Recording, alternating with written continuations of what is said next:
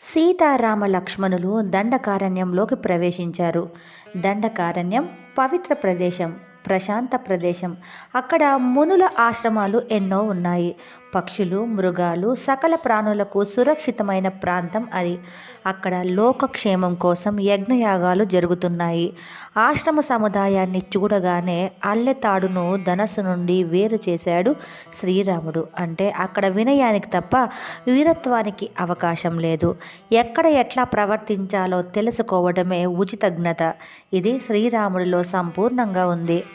సీతారామ లక్ష్మణులకు మహర్షులు సాదర స్వాగతం పలికారు. ఆ సముదాయంలోని ఒక పర్ణశాలలో విడిది ఏర్పాటు చేశారు. మరునాడు ఉదయం నిత్యోచిత కర్మలను ముగించుకొని మహర్షులకు వీడ్కోలు పలికి సీతారామ లక్ష్మణులు ప్రయాణాన్ని కొనసాగించారు. వనం మధ్యకు చేరుకున్నారు. ఇంతలో వికృతాకారంలో ఉన్న విరాధుడనే రాక్షసుడు అమాంతంగా సీతారామ లక్ష్మణులపైకి విరుచుకుపడ్డాడు. రామలక్ష్మణులను తన భుజాలపై వేసుకొని తీసుకుపోసాగాడు. సీత గగ్గోలు పెడుతున్నది. రామలక్ష్మణులు విరాజుని 2 భుజాలను నరికివేశారు. నేలపై కుప్పకూలాడు విరాధుడు. ముష్టిఘాతాలతో మోకాళ్లతో దాడి చేశారు రామలక్ష్మణులు. ఎంతకు చావని విరాధుణ్ణి గోతులో పాతిపెట్టడానికి సంసిద్ధులయ్యారు. వెంటనే విరాధుడు తన పూర్వకథను వివరించాడు. తుంబురుడనే గంధర్వుడైన తాను కుబేరుని శాపంచే రాక్షసుడిగా మారిన విషయం తెలిపాడు. శ్రీరాముని వల్ల శాప విముక్తి కలుగుతుందన్న కుబేరుని మాటలను జ్ఞాపకం చేసుకున్నాడు. దగ్గరలోనే ఉన్న శరభంగ మహర్షిని దర్శించుకోమని, శుభం జరుగుతుందని శ్రీరామునికి చెప్పాడు. తనను గోతిలో పూడ్చమన్నాడు. అలాగే చేశారు రామలక్ష్మణులు. విరాజుని మాట ప్రకారం శరభంగ మహర్షి దర్శనానికి బయలుదేరారు. శరభంగుడు మహా తపస్వి, దైవ సాక్షాత్కారం పొందినవాడు. శ్రీరాముని చూసి శ్రీరామ దర్శనం కోసమే తాను వేచి ఉన్నానన్నాడు. తన తపఫలాన్నంతా శ్రీరామునికి దారబోశాడు. భవిష్యత్తులో శ్రీరాముడు చేయవలసిన రావణ సంహారానికి ఇది కూడా తోడ్పడుతుంది. ఒక మహాకార్య సాధనలో ఎవరి వంతు వారు సహకారం అందించాల్సిందే. అక్కడికి చేరువలోనే ఉన్న సుతీష్ణ మహర్షిని దర్శించమని శ్రీరాముడిని సూచించాడు శరభంగ మహర్షి. సీతారామ లక్ష్మణులు చూస్తుండగానే తన దేహాన్ని విడిచి అగ్ని తేజస్సుతో బ్రహ్మలోకంలో చేరాడు. అక్కడి మునులందరూ శ్రీరాముని వద్దకు వచ్చి తమ గోడును వెళ్ళబోసుకున్నారు. రాక్షసులు మునులపై చేసే అకృత్యాలను కరువు పెట్టారు. రాక్షసుల చేతిలో బలైన మునుల కళేబరాలను చూపించాడు. రాక్షసుల బారి నుండి రక్షించమని ప్రార్థించారు. వారితో శ్రీరాముడు, మహాత్ములారా, మీరు నన్ను ప్రార్థించడం తగదు, ఆజ్ఞాపించాలి. మీ ఆజ్ఞలను నేను శిరసావహిస్తానన్నాడు. అహంకరించకుండా తన బాధ్యతను గుర్తించడంలోనే గొప్పతనం ఉంది. అది శ్రీరాముడి యొక్క గొప్పతనం. సీతారామ లక్ష్మణులు సుతీష్ణ మహర్షి ఆశ్రమం చేరుకున్నారు.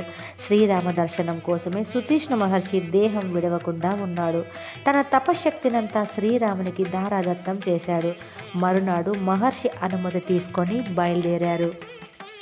దండకారణ్యంలోకి మునుల ఆశ్రమానికి సందర్శిస్తూ పోతున్నారు రామ లక్ష్మణులు.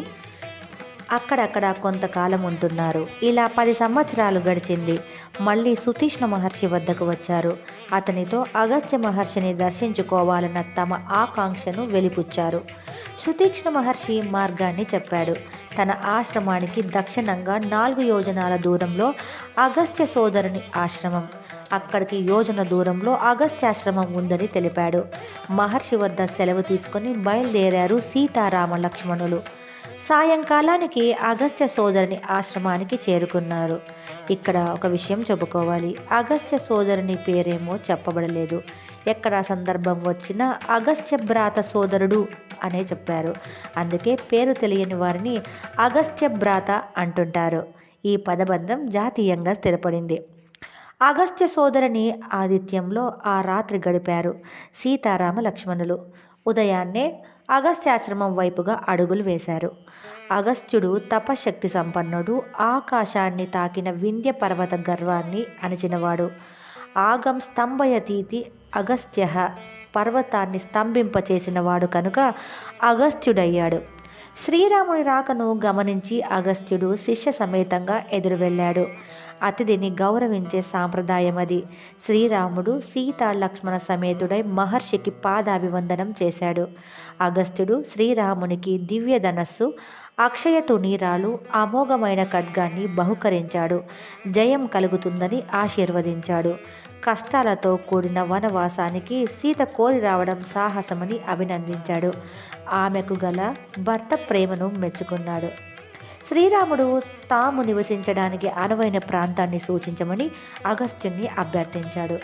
ఒక్క క్షణం ధ్యాన నిమగ్నుడైనాడు మహర్షి. తరువాత శ్రీరాముడితో, ఇక్కడికి 2 యోజనాల దూరంలో పంచవటి అనే ప్రదేశం ఉంది. అక్కడ ఫలాలకు జలానికి కొదవలేదు. గోదావరి నదీ తీరంలో ఉన్న ఆ ప్రాంతంలో జనసంచారం ఉండదు, ప్రశాంతంగా ఉంటుందని తెలిపాడు. అగస్త్యుడి దగ్గర సెలవు తీసుకొని పంచవటికి ప్రయాణమయ్యారు సీతారామ లక్ష్మణులు. దారిలో బలిష్టమైన ఒక పెద్ద గద్దను చూశారు. పక్షి రూపంలో ఉండే రాక్షసుడేమో అని అనుకున్నారు. నువ్వెవరివని అడిగారు. తన పేరు జటాయువు అని దశరథుడు మిత్రుడినని చెప్పుకున్నాడు. తన వంశ చరిత్రను, శక్తి సామర్థ్యాలను వివరించాడు జటాయువు. తన తండ్రికి ఆత్మీయుడైన జటాయువునకు సీతారక్షణ బాధ్యతను అప్పగించాడు శ్రీరాముడు.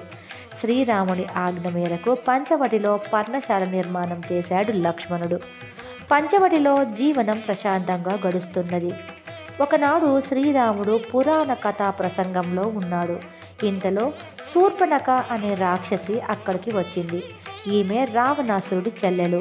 శ్రీరాముని సౌందర్యానికి ముగ్ధురాలైంది. తనని చేపట్టమన్నది. తమ మధ్య అడ్డుగా ఉన్న సీతా లక్ష్మణులను చంపి తింటానన్నది. శ్రీరాముడు పరిహాసంగా లక్ష్మణుని వద్దకు వెళ్ళమన్నాడు. లక్ష్మణుడు తాను అన్నకు దాసుడనని, తనతో ఉంటే శూర్పణఖ కూడా దాస్యం చేయాల్సి వస్తుందని, అందుకే శ్రీరాముణ్ణి చేరడమే సబబని సమాధానమిచ్చాడు. శ్రీరాముని వైపు తిరిగింది శూర్పణఖ. సీత ఉండడం వల్లే తనను నిరాకరిస్తున్నాడని అట్టుడికి పోయింది. సీతాదేవి అడ్డు తొలగించుకోవాలని ఆమెపైకి దాడికి దిగింది. క్రూరులైన దుస్తులతో పరిహాసం పనికిరాదు, అది ఎంతో ప్రమాదకరం.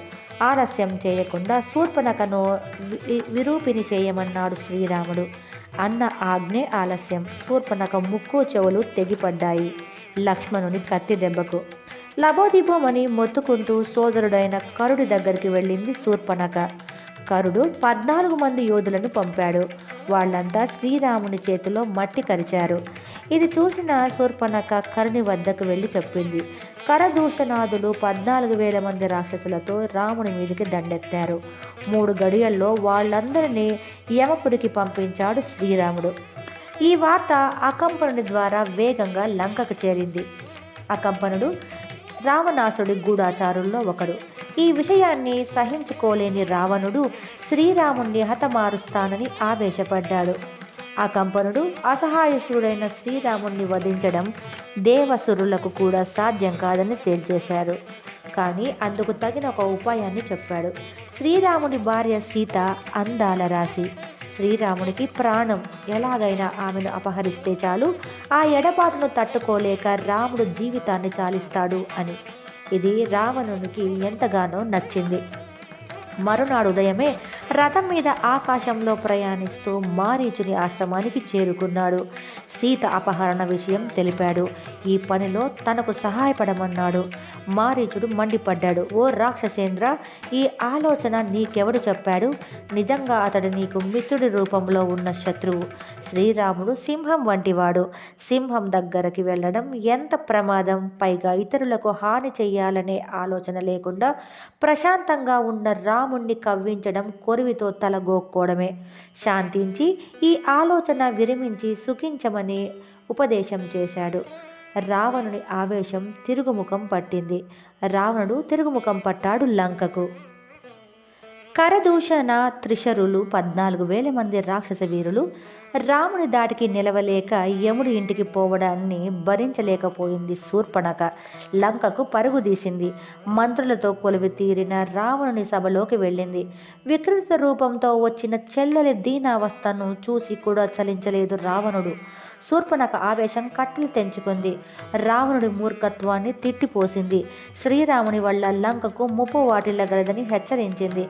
సౌందర్యవతి అయిన సీతకు తగిన భర్తవు నీవేనని రావణుడితో కొత్త ఆశలను రేకెత్తించింది. ఒకవైపు మారీచుడి మాటలు, మరొక వైపు శూర్పణఖ పలుకులు లంకేశుని మనసును కుదిపేస్తున్నాయి. అయోమయంలో పడ్డాడు. సీతాపహరణంలోని మంచి చెడులను ఆలోచించాడు. శ్రీరాముని బలంతో తన బలాన్ని పోల్చుకున్నాడు. చివరకు సీతను అపహరించడానికి నిశ్చయించుకున్నాడు. రావణుడు మళ్ళీ మారీచుని దగ్గరికి వెళ్ళాడు. సీతాపహరణకు బంగారు లేడిగా మారి సహకరించమన్నాడు. ఆ ఆలోచనను విరమించుకోమని లంకేశునికి పరిపరి విధాలా నచ్చచెప్ప చూశాడు మారీచుడు. విశ్వామిత్రుని యాగ సంరక్షణ సందర్భంలో రామబాణం రుచి ఏమిటో తాను తెలుసుకున్నానన్నాడు. మారీచుడి మాటలను పెడచెవిన పెట్టాడు రావణుడు. మూర్ఖులకు హితబోధలు చెవికెక్కవు కదా. నేను చెప్పినట్టు చేయకుంటే నా చేతిలో నీకు చావు తప్పదని హెచ్చరించాడు రావణుడు. ఆశ్రమానికి వెళ్తే శ్రీరాముడు చంపుతాడు, వెళ్ళకుంటే రావణుడు చంపుతాడు. ముందు నొయ్యి వెనక గొయ్యిలా ఉంది మారీచుని స్థితి. చివరకు ఒక నిశ్చయానికి వచ్చాడు. రావణుడితో నీ చేతిలో చావడం కన్నా శ్రీరాముని చేతిలో చావడమే నయం, నా జన్మ తరిస్తుందని తేల్చి చెప్పాడు. మారీచుడు బంగారు లేడిగా మారి శ్రీరాముని ఆశ్రమ ప్రాంతంలో తిరుగుతున్నాడు. పూలు కోయడానికి వచ్చిన సీతాదేవి ఆ జింకను చూసి ఆశ్చర్యపడింది. రామలక్ష్మణులను పిలిచింది. వారు ఆ మృగాన్ని చూశారు. లక్ష్మణుడు అది మాయా మృగమేనని నిస్సంశయంగా పలికాడు. మారీచుడే ఈ రూపంలో వచ్చి ఉంటాడన్నాడు.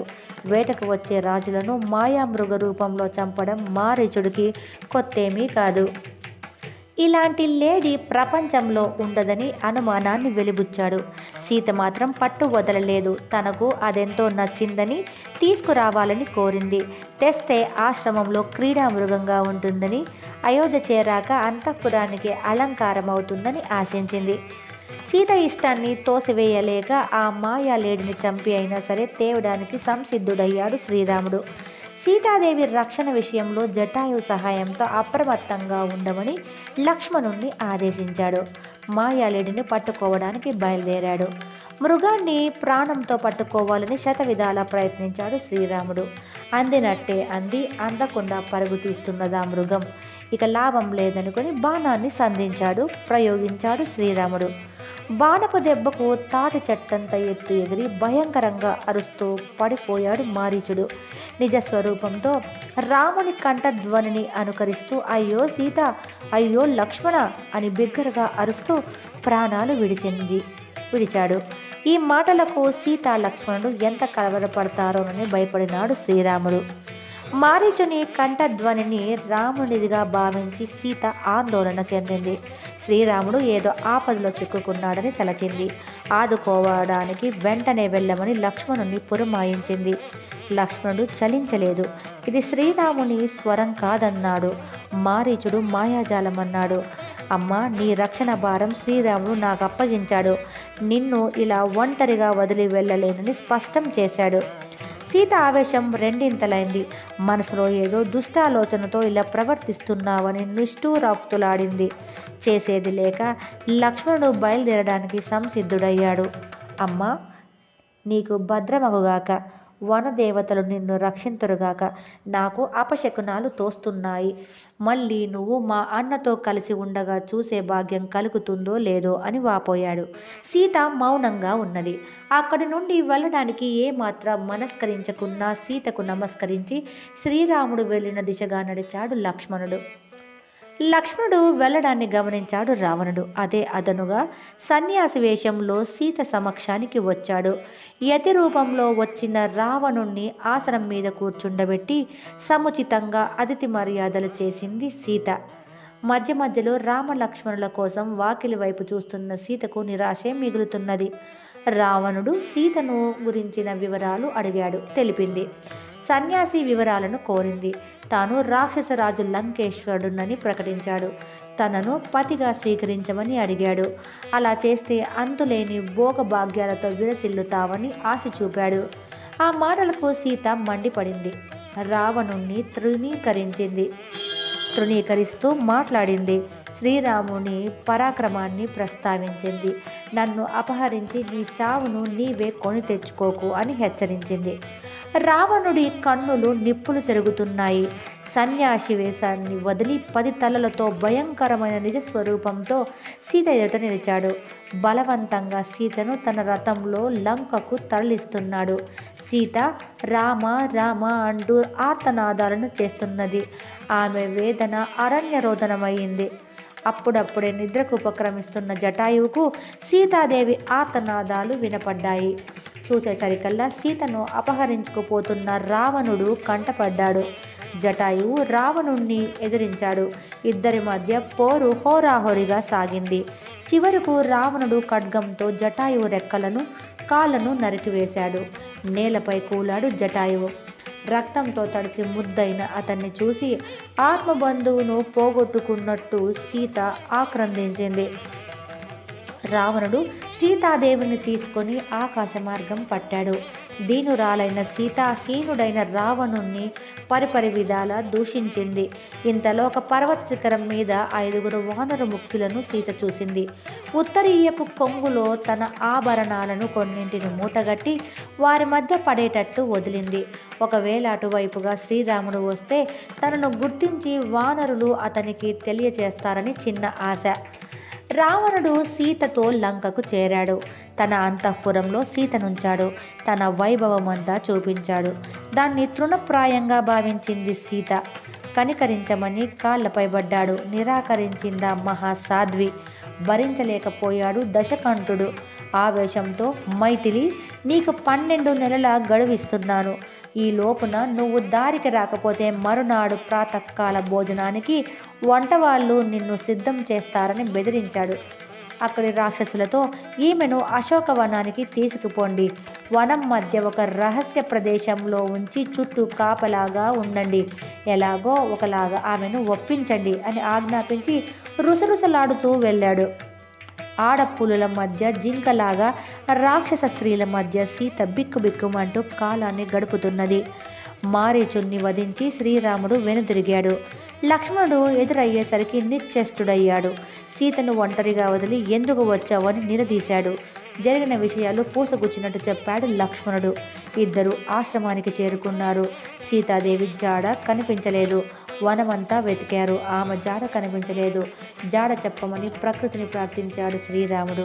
ఆమె ఎడబాటును తట్టుకోలేక కన్నీరు మున్నీరుగా విలిపించాడు. ఆవేదన ఆవేశంగా మారింది. లోకాలను ధ్వంసం చేయడానికి శ్రీరాముడు సిద్ధపడ్డాడు. లక్ష్మణుడు ఓదార్పు వాక్యాలతో అన్నను శాంతపరిచాడు.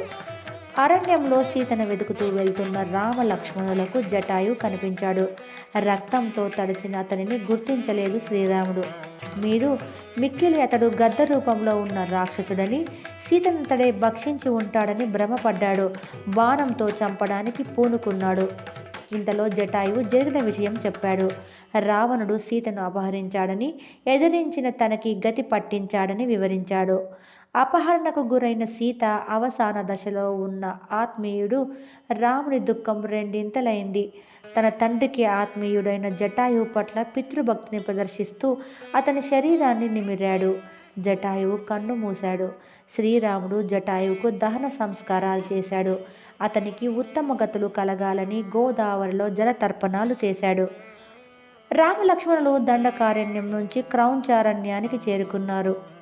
అక్కడి వనంలో భయంకరుడైన ఒక రాక్షసుణ్ణి చూశారు.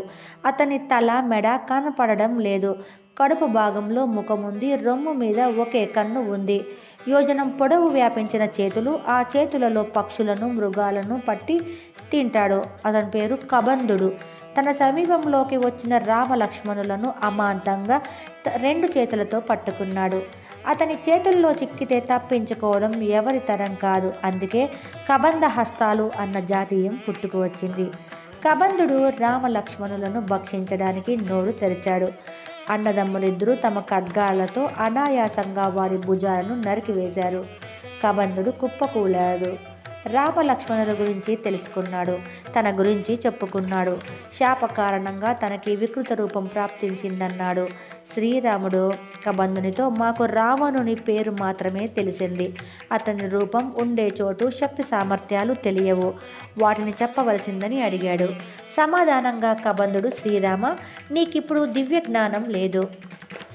శ్రీరామ, నాకిప్పుడు దివ్య జ్ఞానం లేదు. నా శరీరాన్ని దహిస్తే నా నిజ రూపం వస్తుంది. అప్పుడు చెప్పగలనన్నాడు. కబంధుడి శరీరానికి అగ్ని సంస్కారం చేశారు రామలక్ష్మణులు. ఆ జ్వాలల నుండి దివ్య దేహంతో బయటికి వచ్చాడు కబంధుడు. సీతాదేవి దొరికే ఉపాయాన్ని శ్రీరామునికి చెప్పాడు. ఇందుకు సుగ్రీవుడి మైత్రి బాగా తోడ్పడుతుందన్నాడు. వాలి సుగ్రీవుల కథను వివరించాడు. సుగ్రీవుణ్ణి చేరే దారిని చెప్పాడు. శ్రీరాముని అనుమతిని తీసుకుని కబంధుడు స్వర్గానికి వెళ్ళాడు. కబంధుడు సూచించిన మార్గంలో ప్రయాణిస్తూ పంపా సరస్సున్న ప్రాంతానికి చేరారు రామలక్ష్మణులు. ఆ తీరంలో ఉన్న శబరి ఆశ్రమానికి వెళ్ళారు. శబరి తపసిద్ధురాలు, జ్ఞానవయోవృద్ధురాలు. శ్రీరామ దర్శనంతో ఆమె తనువు పులకించింది. పంపా తీరంలో దొరికే పండ్లను స్వామికి సమర్పించింది. తన జన్మ ధన్యమైనట్లు భావించింది. శ్రీరాముని అనుమతిని పొంది తన దేహాన్ని అగ్నికి ఆహుతి చేసి అగ్నికాంతితో ఊర్ధ్వలోకాలకు వెళ్ళింది. అక్కడి నుండి ఋష్యముఖ పర్వతానికి ప్రయాణమయ్యారు రామలక్ష్మణులు. దారిలో పంపా సరోవరాన్ని దర్శించారు. అరణ్యకాండం సమాప్తం. తదుపరి కిష్కింధకాండం.